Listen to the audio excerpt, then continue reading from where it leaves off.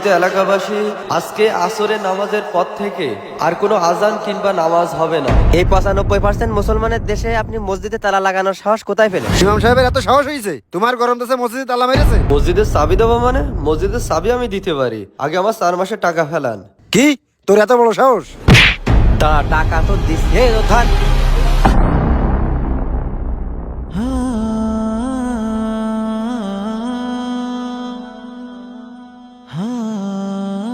আসসালামু আলাইকুম সভাপতি সাহেব। ওয়ালাইকুম আসসালাম। সভাপতি সাহেব, আমি আপনাদের বাসায় যাচ্ছিলাম। আমার বাসায় কি করতে যাচ্ছিলে? সভাপতি সাহেব, 4 মাস তো হয়ে গেল, এখনো তো বেতনের টাকা পালাম না। যদি বেতনের টাকা দিতেন তাহলে খুব উপকার হতো। বেতনের টাকা দেবো? দেখছো না মসজিদে কাজ চলছে। এখন যদি তোমার টাকা দিই, টাকা যদি এদিক ওদিক করি, তাহলে তো এই দোতলার কাজ বন্ধ হয়ে যাবে। আমার আব্বা খুব অসুস্থ, যদি টাকাটা দিতেন তাইলে আমার আব্বার ওষুধ কিনে দিতে পারতাম। আরে মুরব্বি হয়ে গেছে না, এখন ওরকম অসুস্থ হতেই পারে। সভাপতি সাহেব, ইমাম সাহেব যেহেতু বলতেছে তার বাপ অসুস্থ, ক্যাশের থেকে কিছু টাকা দিলে ভালো হতো না? তুমিও তো বেশি বোঝো কেন? তোমার যদি এত মায়া লাগে, তোমার পকেটে টাকাটা দিয়ে দাও। আচ্ছা ঠিক আছে সভাপতি সাহেব, তাইলে আমি আসি। আসসালামু আলাইকুম। এই ইমাম সাহেবরা 2 মাস যেতে না যেতে শুধু টাকা চাই। টাকা পায় মাসে 3000, তাই এই একবার চাওয়ার কারণে এক মসজিদে বেশি দিন থাকতে পারে না। টাকা টাকা করে একদম মাথা নষ্ট করে দেয়। সম্মানিত এলাকাবাসী, উত্তরপাড়া জামে মসজিদে আজকে আসরের নামাজের পর থেকে আর কোনো আজান কিংবা নামাজ হবে না এবং মসজিদের তালা দিয়ে সম্পূর্ণভাবে বন্ধ করে দেওয়া হবে। আসসালামু আলাইকুম।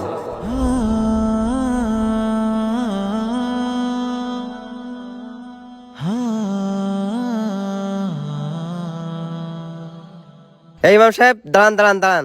মাইকে এসব কি শুনতেছি? কেন, কি হয়েছে? আপনি নাকি মসজিদে তালা লাগিয়ে দিবেন? হাই হাই, তালা লাগানো তো শেষ, এখনো তো জামাতের সময়ও হয়নি। কেন, আপনি মসজিদে নামাজ পড়বেন নাকি? আপনি মসজিদে নামাজ পড়লে আমি তালা খুলে দিচ্ছি। হাই হাই, কি করতে এসে কি এই গেল, আমি ফাঁসি গেলাম নাকি? এই 95% মুসলমানের দেশে আপনি মসজিদে তালা লাগানোর সাহস কোথায় পেলেন? সেটা তো আমি আপনাকে বলবো না, আপনি আপনার কাজে যান, আমার কাজ আমারই করতে দেন। আসসালামু আলাইকুম। এত বড় সাহস! সেক্রেটারির উপর দিয়ে কথা! ও জানে আমি সামনে মেম্বার প্রার্থীতা। আগে সভাপতির সাথে দেখা করি, তারপর আমি দেখতেছি যে হুজুরের কি করা যায়। এই মাহমুদুল্লাহ, চল। সভাপতি সাহেব, আপনার মসজিদের ইমাম সাহেব নাকি মসজিদে তালা মেরে দিয়েছে। শুনলাম নাকি মসজিদে আজানও দিবে না, নামাজও পড়াবে না। এসব খোঁজ খবর কি আপনি রাখেন? ওহো, আমার তো মনেই ছিল না। সভাপতি সাহেব তো শুক্রবার ছাড়া দেখাই যায় না। মসজিদে যায় না মানে? আমি তো প্রতি শুক্রবারে জুমার নামাজ পড়তে যাই। দেখি তো, ধূমকেতের মতন যান আর রকেটের মতন চলে আসেন। ইমাম সাহেব চলে যাবে ছাড়া কি করবে? ইমাম সাহেবের 4 মাস বেতন বাকি। বেতন বাকি হবে কেন? জুম্মার দিনে তো ভালোই কালেকশন হয়। মসজিদের ক্যাশের থেকে ইমাম সাহেবের বেতন দিলে তো সমাধান হয়ে যায়। ক্যাশের থেকে টাকা দেবো মানে? আমার মসজিদের কাজ শেষ করা লাগবে না? সভাপতি সাহেব, কিছু শুনেছেন? কি? ইমাম সাহেব মসজিদে তালা লাগাই দিয়েছে, আমি নিষেধ করেছি, তা আমার গরম দেশে। ইমাম সাহেবের এত সাহস হয়েছে তোমার গরম দেশে মসজিদে তালা মেরেছে? এই সবাই চলেন দিন, আসি দিন দেখে আসি ওর। ওর আজকে একটা বিচার করাই লাগবে।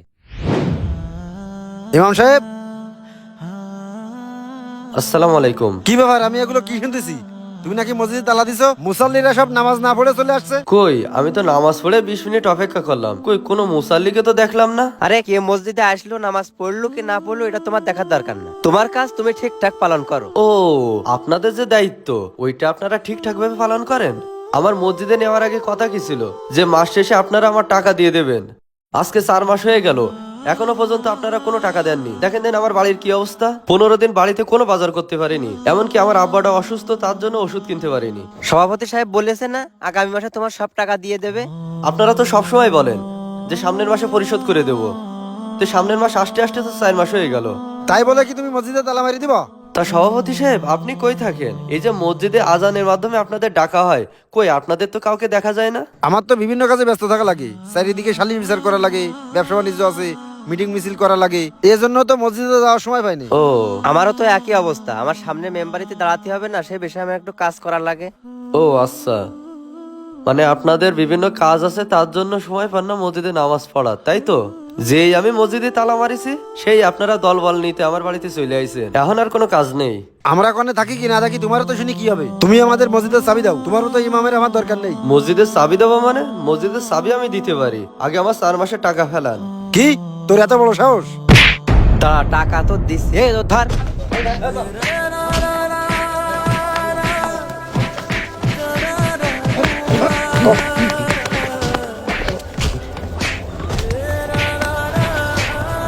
এই থাম থাম, আর মারবে না, চল তোরা।